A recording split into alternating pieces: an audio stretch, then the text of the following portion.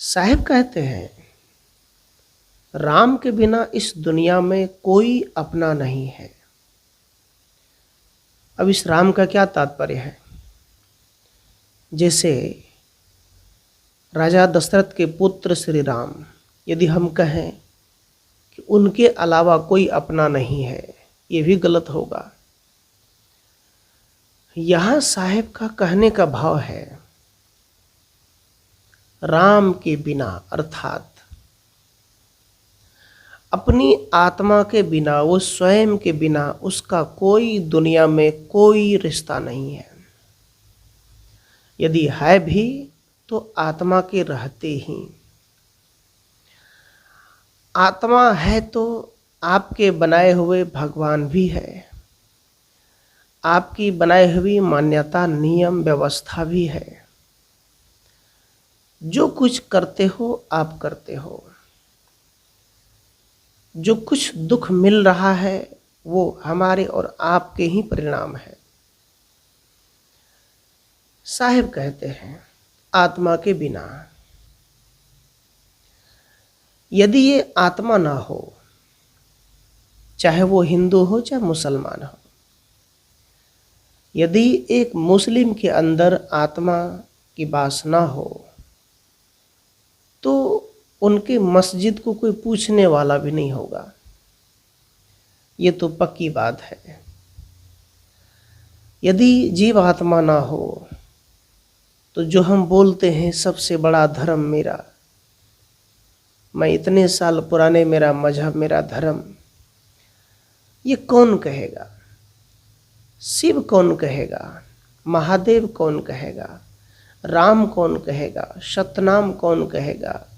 कबीर साहब के जाप कौन करेगा? आप जानते हैं, इन सब के पीछे आत्म प्रकाश है। आप बोलते हैं कि ओम का जाप जो नहीं करेगा वो नरक में जाएगा, बोलते हैं कि नहीं? कुछ लोग कहते हैं जो राम का जाप नहीं करेगा वो नरक में जाएगा।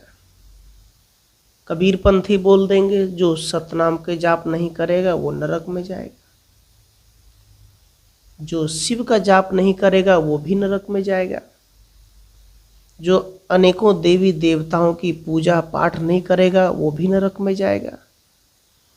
लेकिन साहिब कहते हैं, यदि तुमने दुनिया की सभी पूजा पाठ कर लिया, यदि स्वयं का व्यवहार, स्वयं का आचरण, यदि अपने आप को ठीक नहीं किया, अपने जीवन को ठीक नहीं किया, अपने खान पान गंदी आदत को ठीक नहीं किया, अपने स्वयं अच्छे रास्ते पर नहीं चला, साधन भजन नहीं किया, तो तुम नरक में ही जाओगे, चाहे तुम पूजा पाठ कितना ही कर लो।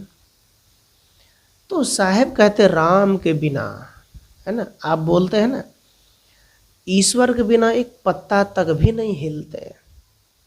आप तो कहते हैं ईश्वर के बिना कुछ नहीं होता। लेकिन ये बातें जरा झूठी लगती है।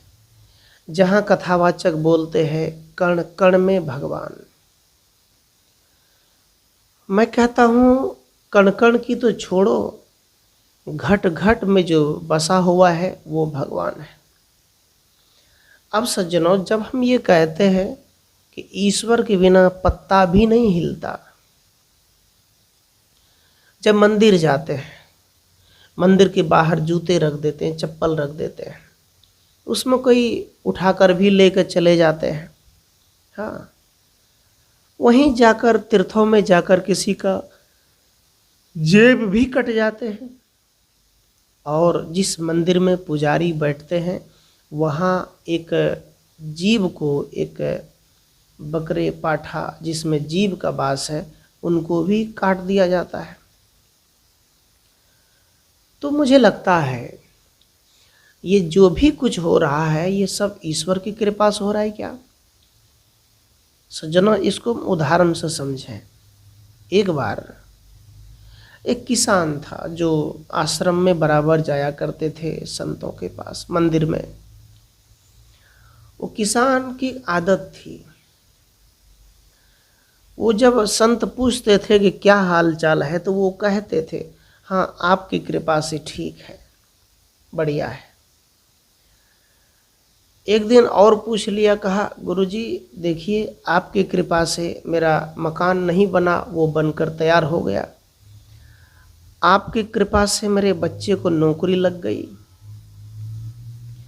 आपकी कृपा से जो चाहिए मुझे, मेरा जो मनोकामना था वो सब पूरा हो गया। देखिए आपकी कृपा से एक भैंसी जो है वो बच्चा दिया था, उसका पड़वा मर गया। संत ने कहा देखो मेरी कृपा से सब कुछ तो ठीक है, किंतु ये मेरी कृपा से भैंस की पड़वा मर गया, ये तो गलत हो गया भैया, हमारी कृपा से कैसे हो गया। तो ये बोलने की उनकी आदत थी।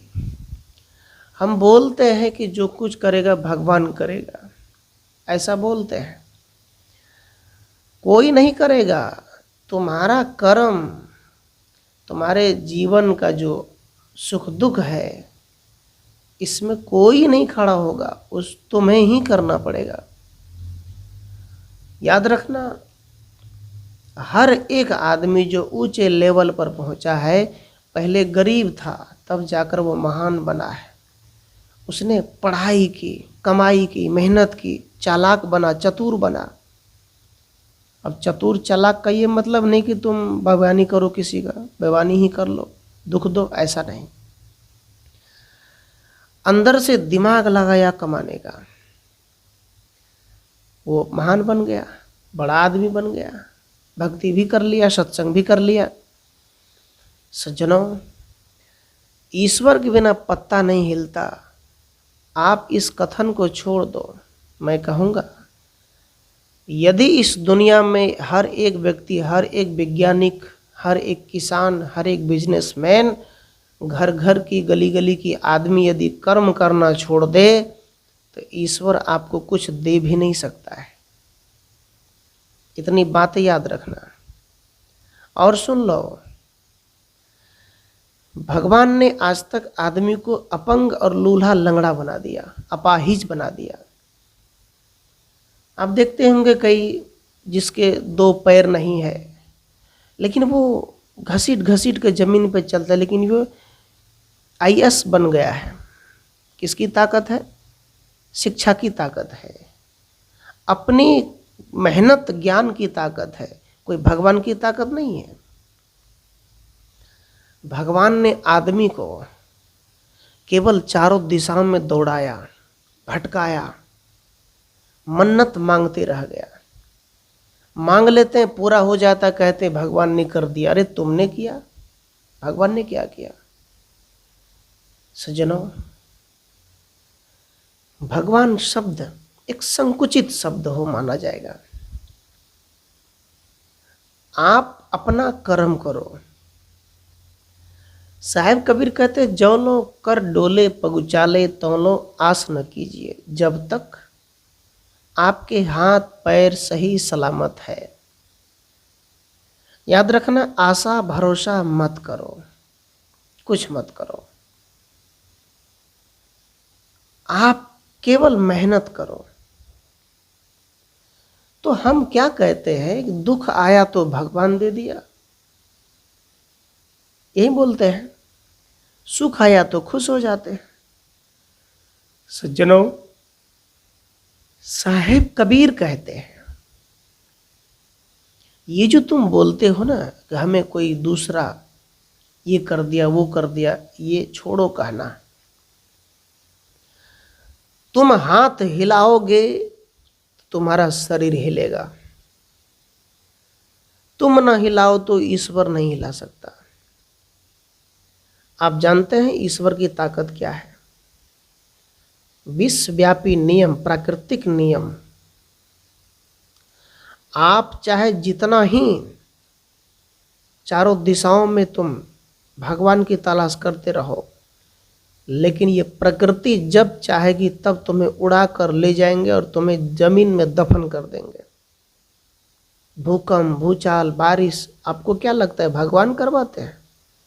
उनका एक नियम है। आपके शरीर में कोई दवाई खाते हैं, कोई रिजेक्शन कर जाता है, फोड़ा फुंसी निकल जाते हैं, ऐसा कोई रोग हो जाता है, तो क्या समझते हैं आप? गलती किया है तो परिणाम तो आएगा। भगवान की ताकत को समझ नहीं पा रहे। प्राकृतिक मंडल, पूरी प्रकृति मंडल भगवान के रूप में हमारे ऊपर छाया दे रहे हैं। पानी ने कभी नहीं कहा कि तू किस जाति का है, तू चमार है कि ठाकुर है कि मुसहर है कि यादव है कि कोयरी है, कभी नहीं कहा कि हिंदू है कि मुसलमान है। पानी में जो आदमी डुबकी लगाएगा, पानी का धर्म है उसे शुद्ध कर देना। पानी खौलाया हुआ पानी यदि हम गर्म पानी यदि हम अग्नि में डालते हैं तो उसे बुझा देंगे, क्योंकि उसका स्वभाव है धर्म। धर्म का मतलब पानी का गुण ही है बुझाना, वो अपने धर्म पे चल रहा है सज्जनों। तो पानी तो कभी पक्षपात नहीं करती, सूर्य तारे चंद्रमा कभी पक्षपात नहीं करते। आदमी कहाँ से कहाँ पहुँच गया अपनी बुद्धि अपने दिमाग से। अरे भगवान तो अभी तक पहुँचा ही नहीं कहीं। आज तक कहो भगवान किसी आदमी के पुड़िया छुड़ा दिया हो या कोई शराब की बोतल छुड़ा दिया हो, कभी नहीं। और कहो कि भगवान ने कभी उनके हाथ में 1 रुपया रख दिया हो कि लो बेटा आज मेरे तरफ से, नहीं दिया है, किंतु समाज ने दिया है। तो ईश्वर के बिना पत्ता नहीं हिलते, ये ब्राह्मण का शब्द है, आपका नहीं है, आप इसे मत रटो। आपका शब्द ये होना चाहिए कि आप नहीं करोगे तो कुछ नहीं होगा, ये समझ लो। जैसे आपको सब्जी खानी, अच्छे अच्छे सब्जी, आप बाड़ी में मेहनत नहीं करोगे तो आपको मिलेगा नहीं सब्जी, स्वभाव सी बात है। आप चाहते कि हमको धान, हमको चावल अच्छा मिले और गेहूं की आटे मिले, बढ़िया बढ़िया बाजरा की रोटी, तो कैसे भाई? करोगे तो मिलेगा, जब करोगे ही नहीं तो मिलेगा कैसे? इस प्रकार से प्रियजनों, साहेब कबीर का संदेश तो है करो। वो आदमी को जो लूल्हा है, लंगड़ा है, उसे भी कहते हैं कि उठकर खड़ा हो जाओ। कबीर साहब कहते हैं उठकर खड़ा हो जाओ। कबीर साहब जैसे गुरु यदि मिल जाए सबको और सब कबीर साहब के विचारों पर चलना शुरू कर दे, तो मैं कहता हूँ वो आदमी कभी भी अमीर बनने से कोई रोक नहीं सकता है। हर चीज उनके पास रहेगा। तो भाई यही बात है, किसान यदि हाथ पांव चलाता है, यदि बिजनेसमैन व्यापार विज्ञान यदि हाथ पांव चलाता है तो हमारे देश चलते हैं। कोई भगवान हमारा देश नहीं चलाता, इतना समझ लो। ब्राह्मण की भगवान तो सूरज निकल रहा है, केवल भारत का सूरज निकल रहा है ना। अब इन ब्राह्मणों को ये कैसे बताऊं? उनके पीछे जो हिंदू लगे हैं उनको क्या पता कि भगवान ने कैसे सूरज निकल गया है? और विदेशों का सूरज अलग था क्या? सज्जनों, ये भोली भाली जनता उसमें फंस जाते हैं। साहिब कबीर कहते हैं, यदि तुम्हें कुछ बनना है, कुछ होना है, तो अपने ऊपर प्रकाश डालो, गुरु के शरण पकड़ो। जब मनुष्य के जीवन में गुरु नहीं आते हैं तो उनके जीवन में क्या क्या होता है। एक बार की बात, एक बूढ़ी जो धार्मिक प्रवृत्ति की थी, बहुत पूजा पाठ करती थी, क्या हुआ, घर में उनकी सुई खो गई, जो कपड़े सीते हैं सुई खो गई। उसने क्या किया, उस सुई को खोजने के लिए एक चौक पर, चौराहे पर चले गए, जहां सरकार के द्वारा लाइट लगाए गए थे, बड़े बड़े बल्ब जल रहे थे, वहां चले गए। कुटी में तो अंधेरा थे, बल्ब भी नहीं थे। वहां जाकर वो खोजना प्रारंभ किया। लोगों ने पूछा, माता क्या खोज रही हो? कहा, बेटा हमारी सुई खो गई है, क्या तुम खोज दोगे? सब मिलकर खोज दो। गांव वालों ने सब खोजना शुरू कर दिया। सभी गांव वाले खोजते खोजते खोजते, एक उसमें बुद्धिमान विचारक, उसने कहा, एक बात बताओ, तुम्हारी सुई कहाँ गिरी थी, ये बताओ। उस माता ने कहा, बेटा हमारे सुई तो घर में गिरे हैं, जहां मैं रहती हूं वहां गिरे हैं। तो उस आदमी ने कहा कि जहां गिरे हो वहां खोजो, यहां क्यों खोजते हो? कहा, यहां प्रकाश है, लाइट जल रही, इसलिए यहां खोजते हैं। सज्जनों, उस आदमी ने कहा, कभी ना मिलेंगे, यहां तुम कितना ही सुई खोजते रह जाओ, तुमको मिलने वाले नहीं है। कहो चलो तुम घर चलो, वहीं खोजते। वहां गया, सब लोग खोजे, मिल गया। इस प्रकार से सज्जनों, बहुत ऐसे तीर्थ स्थल है, गंगा यमुना सरयू है, जो नदियां है, जो बरसात में नदियां अपनी नदी बनाकर बहती है, उनके एक रास्ता है। बारिश होगी तो कहाँ गिरेंगे पानी? पहाड़ों का पानी गिरते रहते हैं। तो अज्ञान के दशा में मंद बुद्धि के लोग ऐसे नदी पहाड़ नाले को वहाँ सजा करके, उनको क्या बोलते हैं, देवी शक्ति मान करके वहाँ जाता है अपने सुख की तलाश में, अपने आत्मज्ञान की तलाश में। वहाँ जाते हैं अंदर के ज्ञान जगाने के लिए। क्या कभी होगा? नहीं हो सकता।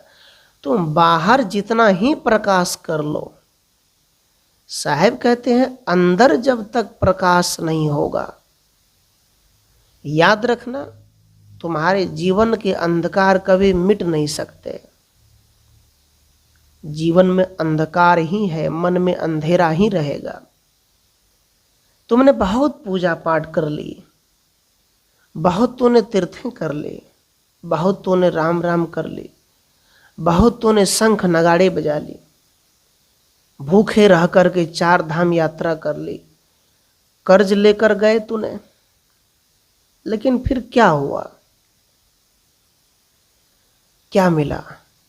जो चाहिए वो मिला? वास्तव में सुख और दौलत ही चाहिए आदमी को, और शारीरिक सुख चाहिए। मन्नत मांगने जाते हैं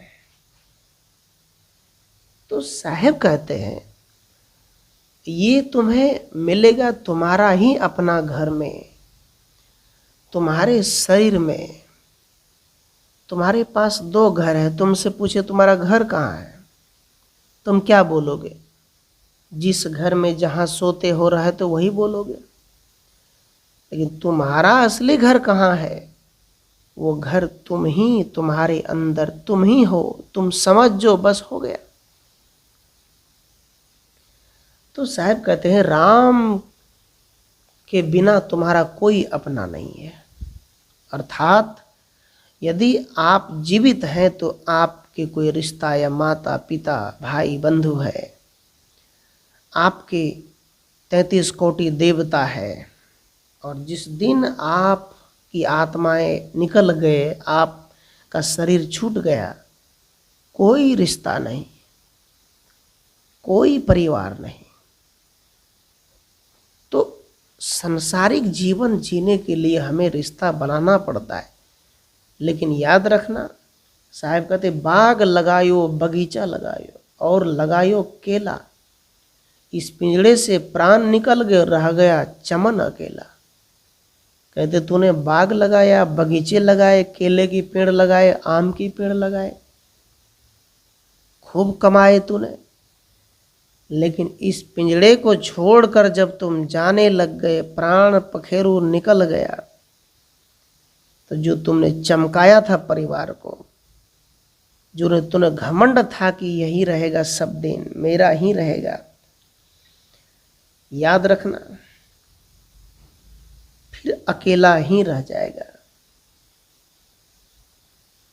इसलिए सज्जनों, साहब कहते हैं जीवन भर तक मात पिता रोवे, कर गयो आस पराई। 5-25 बराती आए ले चल होए आई। साहब कहते हैं तुम मरोगे तो 5-25 बराती आएंगे। कोई कहेंगे राम नाम सत्य है, कोई कहेंगे सबका यही गत है। सत्य बोलो सत्य है, और तुम न सुनोगे। आगे बोलेंगे राम नाम सत्य है,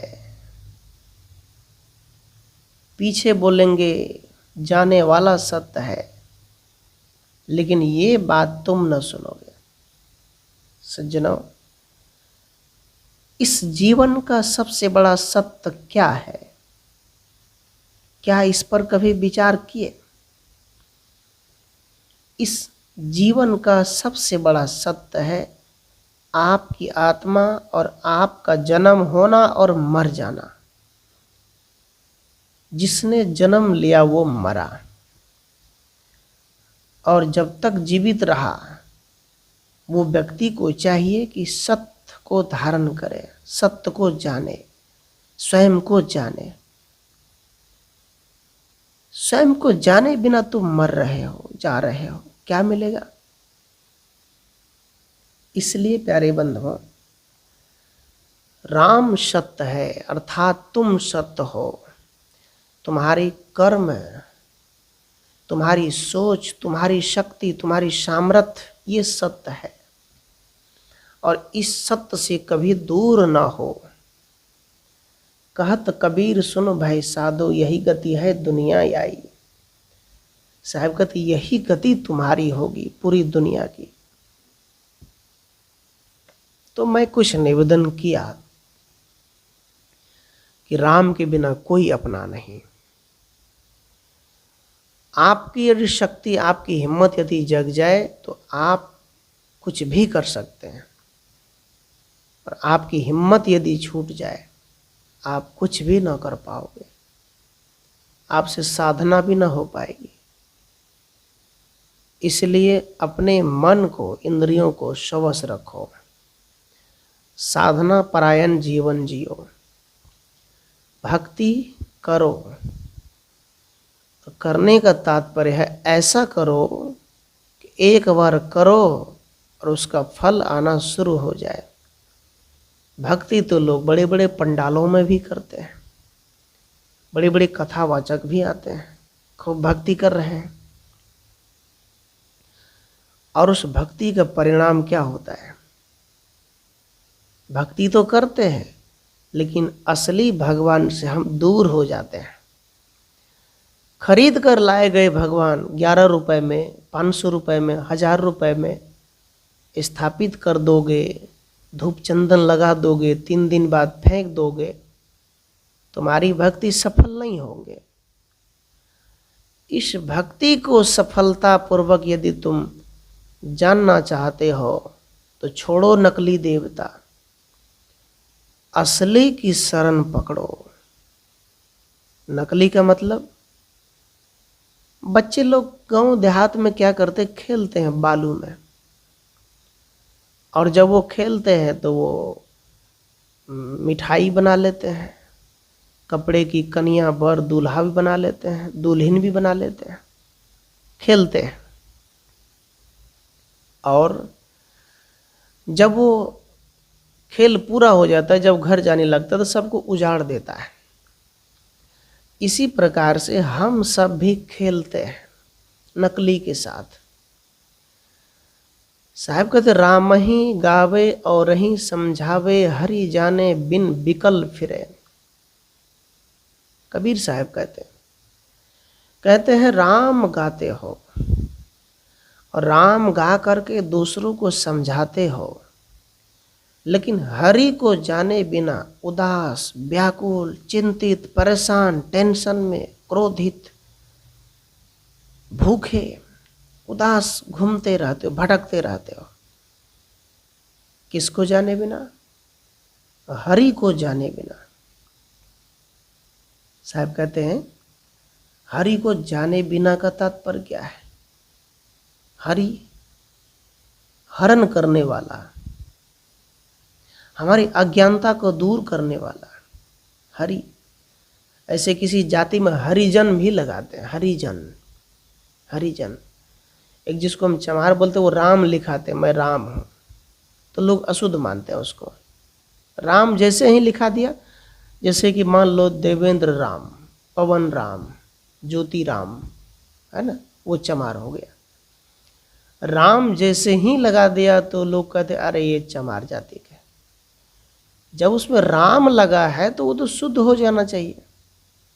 जब हम राम नाम से हम सत्यता प्रकट करते हैं, राम शुद्ध शब्द है, राम की हम भक्ति करके मुक्ति प्राप्त करना चाहते हैं, तो किसी के नाम में जाति में राम लगा है तुम अशुद्ध कैसे हो गया?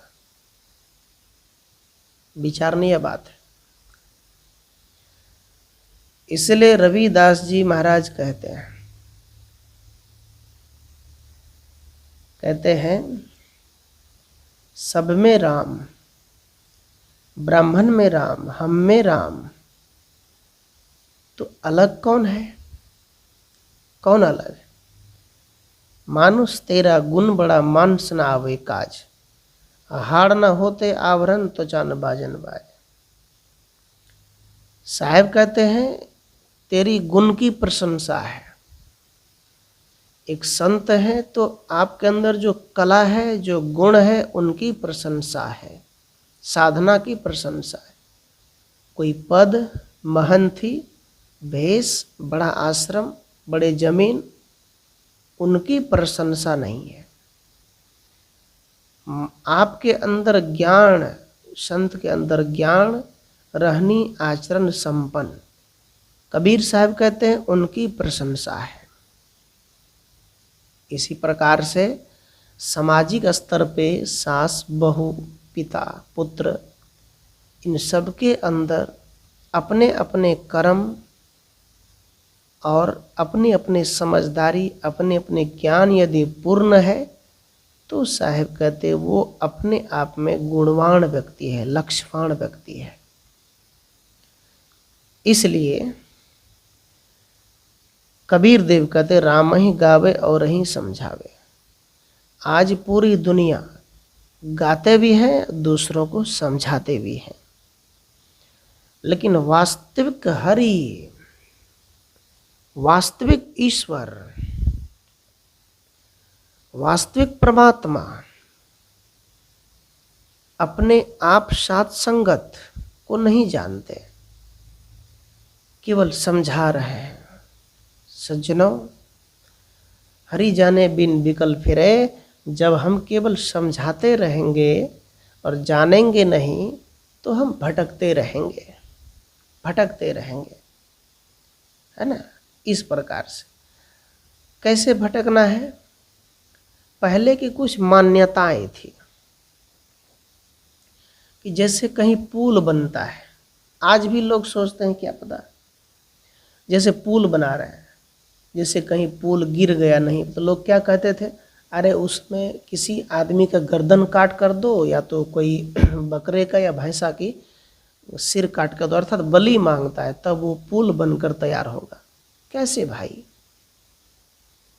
क्या है वो शक्ति जो आपके पुल को गिरा देता है? पुल बना रहे हैं, उसमें आप बकरे काट कर दे रहे हैं, क्या वो पुल फिर तैयार हो जाएगा? फिर गिट्टी सीमेंट देना ही नहीं पड़ेगा, छड़ मत डालो, बड़े बड़े रड मत डालो। क्या जरूरी है लेबर मिस्त्री का, बड़े बड़े सरकार जो उतने खर्च कर रहे हैं, एक पाठा काट कर दे देंगे उस नींव के अंदर, पिलर के अंदर, तो क्या पिलर वो खड़ा हो जाएगा खूंटा?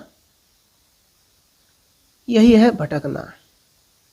सज्जनों, कबीर साहब कहते हैं इस भटकाव को दूर करो। अरे तुम सामर्थ, मजबूत रड लगाओ, छड़ लगाओ, गिट्टी सीमेंट लगाओ, मजबूती से बनाओ, वो बनकर तैयार होगा। क्या तुम उसमें जीव काट कर दे रहे हो? इस प्रकार से यदि हम भक्ति करते हैं तो नरक है। असली भक्ति है सदगुरु कबीर साहब के पास, संत रैदास के पास, भगवान गौतम बुद्ध के पास तार्किक विचार, सामाजिक विचार, समाज सुधारक, संत समाज सुधारक होते हैं। भगवान क्या करते हैं? समाज को छुआछूत, पक्षपात लूटते हैं केवल। तो यदि ये विचार आपको अच्छा लगा तो कबीर साहब के विचारों से जुड़ें और चैनल को सब्सक्राइब भी करें। आप सबके अंदर जो बैठे राम है उनको 3 बार साहे बंदगी साहेब।